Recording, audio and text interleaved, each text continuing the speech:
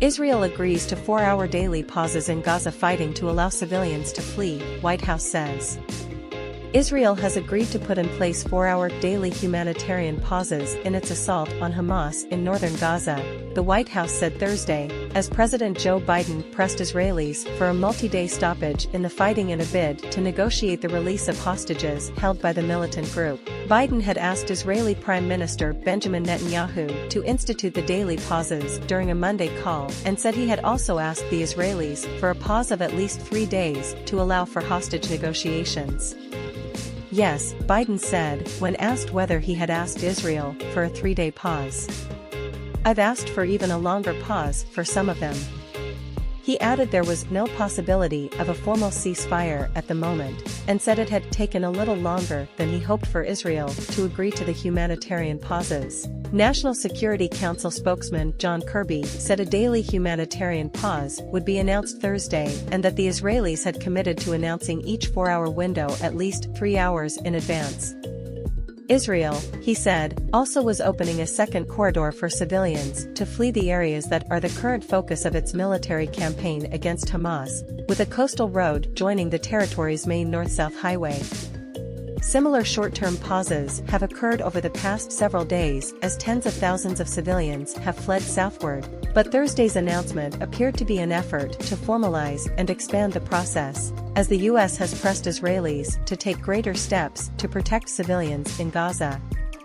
Asked in a Fox News interview that aired Thursday about the prospect of a daily humanitarian pause, Netanyahu replied that the fighting continues against the Hamas enemy, the Hamas terrorists, but in specific locations for a given period, a few hours here, a few hours there. We want to facilitate a safe passage of civilians away from the zone of fighting. And we're doing that. Biden's push for an even longer pause comes as part of a renewed diplomatic push to free hostages taken by Hamas and other militant groups to the Gaza Strip during their October 7 surprise attack on Israel. Israeli officials estimate that militants still hold 239 hostages, including children and the elderly, from the attack that also saw 1,400 people killed in Israel. U.S. officials say fewer than 10 Americans are among those held captive. More than 10,800 people have been killed in Gaza, according to the health ministry in the Hamas-run territory. Kirby told reporters Thursday that pauses could be useful for getting all 239 hostages back with their families, to include the less than 10 Americans that we know are being held. So if we can get all the hostages out, that's a nice finite goal. Humanitarian pauses can be useful in the transfer process, he added. Indirect talks were taking place in Qatar, which also played a role in the freeing of 4 hostages by Hamas last month, about a larger release of hostages.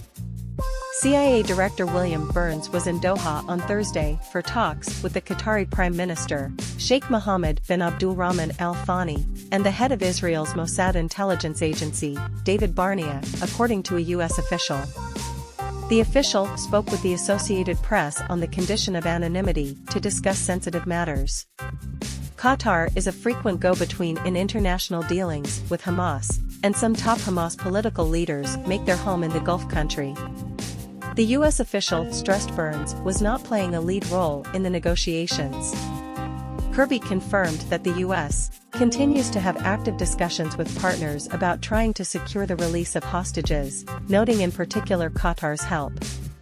Senator Ben Cardin, chairman of the Senate Foreign Relations Committee, told the AP that several issues need to be resolved in the negotiations, including whether a more extended pause in fighting or the hostage release would come first, and whether it would be possible to access all the hostages to know how many there were and the state of their health. Cardin, Democrat Maryland, returned to Washington this week after helping lead a congressional delegation to the Middle East for talks with leaders from Egypt, Israel, and Saudi Arabia. He and fellow lawmakers met with Biden on Wednesday night to brief him on their talks in the region. We have been told in the last several weeks that progress is imminent, and then nothing happens, he said. He added, I hope we'll see some progress, but we've been disappointed in the past. Lieutenant Colonel Richard Hecht, an Israeli military spokesman, said there had been no shift in Israeli tactics. There's no ceasefire, he told reporters. These are tactical local pauses for humanitarian aid, which are limited in time and area. These evacuation corridors are for civilians to move south to safer areas where they can receive humanitarian aid. Asked about Kirby's announcement, he said, "It's not a shift," though he said Israel would try to expand these humanitarian corridors. Secretary of State Antony Blinken had warned Israel last week that it risked destroying an eventual possibility for peace unless it acted swiftly to improve humanitarian conditions in Gaza for Palestinian civilians as it intensifies its war against Hamas. In a blunt call for Israel to pause military operations to allow for the immediate and increased delivery of assistance, Blinken said the situation would drive Palestinians toward further radicalism and effectively end prospects for any eventual resumption of peace talks. French President Emmanuel Macron had opened a Gaza aid conference on Thursday with an appeal for Israel to protect civilians, saying that all lives have equal worth and that fighting terrorism can never be carried out without rules.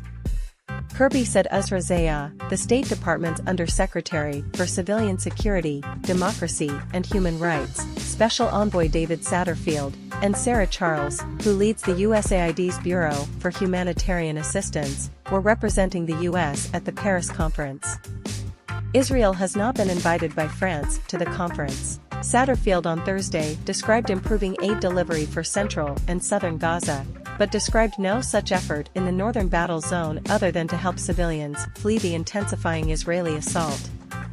He told reporters via an online briefing that the international community had been able to get fuel to turn back on water desalination plants in the south, and that aid into the south was averaging 100 trucks a day. 2 pipelines supplying clean drinking water to the south from Israel have been turned back on. "We do see the ability in the coming days, we hope, to meet the minimum requirements of the population in the south," he said. "And I'm speaking of the south and the center, not of the north, which remains a kinetic area."